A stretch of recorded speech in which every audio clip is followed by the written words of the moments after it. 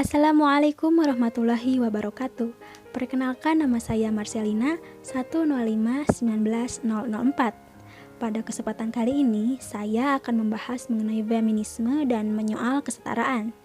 Nah, berangkat dari maraknya gerakan feminisme yang tidak jarang membuat geger pengguna media sosial, khususnya mahasiswi, mulai dari menuntut perlindungan hak-hak perempuan, kesetaraan di ruang private dan publik, hingga pro kontra gender dan organ biologis, membuat kita perlu untuk mendefinisikan ulang mengenai kesetaraan dan di mana posisi kita selaku perempuan yang juga merupakan bagian dari warga negara Indonesia.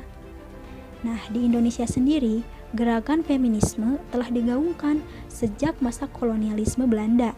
Saat itu, organisasi perwani telah menentang keras imperialisme Belanda, disusul dengan dilaksanakannya Kongres Wanita Indonesia atau KOWANI dengan hasil konferensi yang salah satunya menuntut hak yang sama antara perempuan dan laki-laki dalam konstitusi Republik, memberantas buta huruf dan beasiswa untuk para perempuan, serta memberikan perlindungan pekerja perempuan.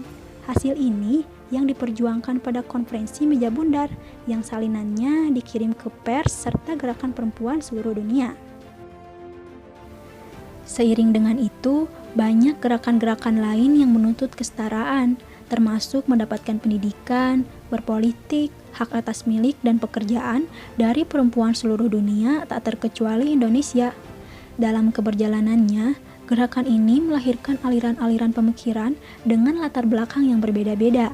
Beberapa di antaranya merupakan asimilasi dari aliran pemikiran yang telah ada, seperti feminisme liberal, feminisme marxis, feminisme postkolonial, feminisme sosialis, feminisme kapitalis, feminisme radikal, dan feminisme anarkis. Dari yang mulanya menuntut kesetaraan, menuntut perlindungan, serta kebebasan perempuan, kini dengan lahirnya aliran dengan pemikiran-pemikiran yang sangat kritis, memicu terjadinya pergeseran dari apa yang mulanya disebut sebagai emansipasi wanita, menjadi seperti sebuah ideologi baru yang anti laki-laki, anti maskulin, anti patriarki, anti negara, bahkan ateis.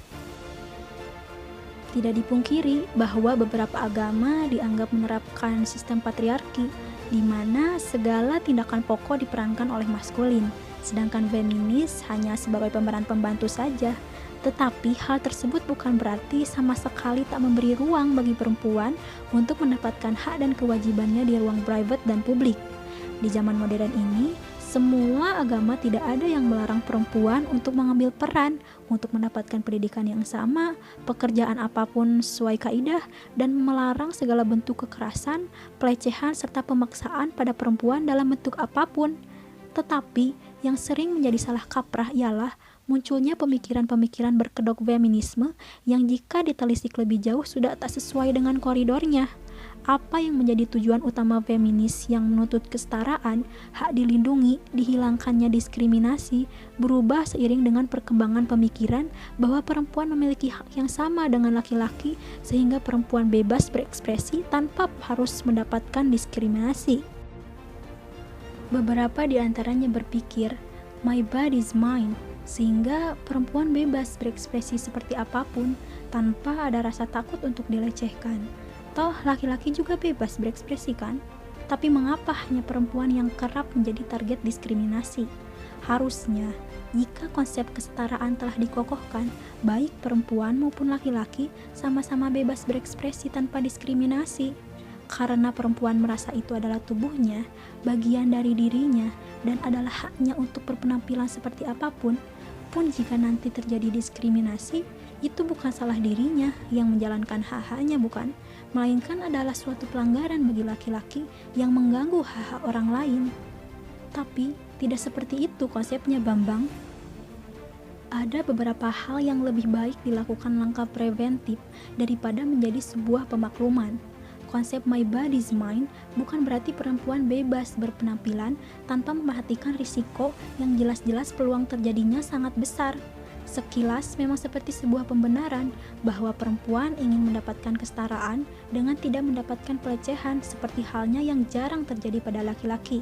Perempuan juga inginkan kesetaraan dengan memiliki kebebasan berekspresi seperti halnya laki-laki.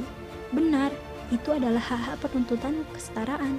tapi akan menjadi sulit dengan peradaban manusia yang telah beribu-ribu tahun tumbuh, dengan segala norma yang juga turut terbentuk, dengan kaidah-kaidah agama yang ada, serta kacamata psikologis maskulin dan feminis yang jelas takkan pernah sama. Sehingga langkah mendapatkan kesetaraan untuk mendapatkan perlindungan dengan memberi umpan yang sengaja untuk diusik agaknya menjadi hal yang keliru. Harus diyakini bahwa betapapun perempuan menuntut kesetaraannya dengan laki-laki, ada hal-hal dasar yang tidak bisa dicampur adukan.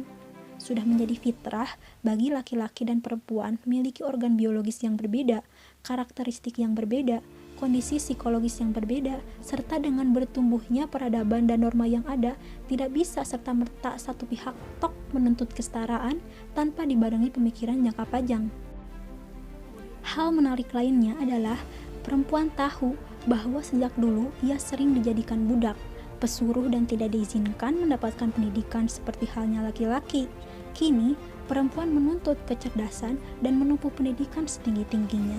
Perempuan ingin berkarir sesuai passionnya, bahkan perempuan pun mampu menjadi kepala keluarga, sehingga akan tercipta perempuan-perempuan cerdas, berkompeten, serta memiliki hak-hak yang setara dengan laki-laki, seperti duduk di kursi pemerintahan dan memutuskan kebijakan, atau bahkan memegang amanah menjadi seorang pemimpin.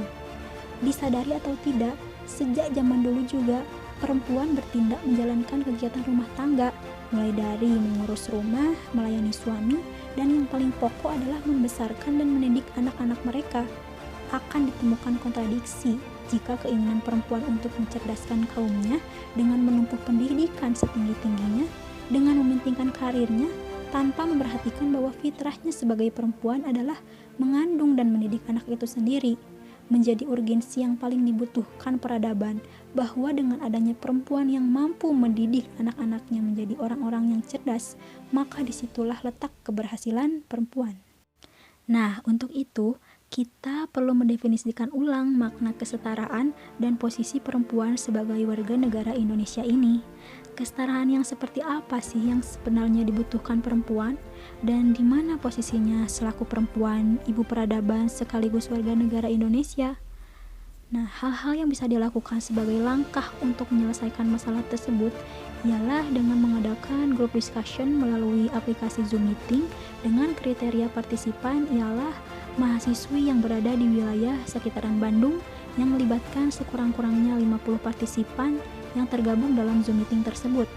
Diharapkan langkah ini menjadi wadah bagi perempuan, khususnya mahasiswi yang memiliki peran penting dalam masyarakat, untuk melakukan kampanye kewarganegaraan yang dapat memahami posisinya, hak dan kewajibannya sebagai warga negara, sehingga mampu berkontribusi bagi negara Indonesia sesuai kemampuannya masing-masing, sehingga tercipta Indonesia yang lebih maju. Sekian dari saya, terima kasih. Wassalamualaikum warahmatullahi wabarakatuh.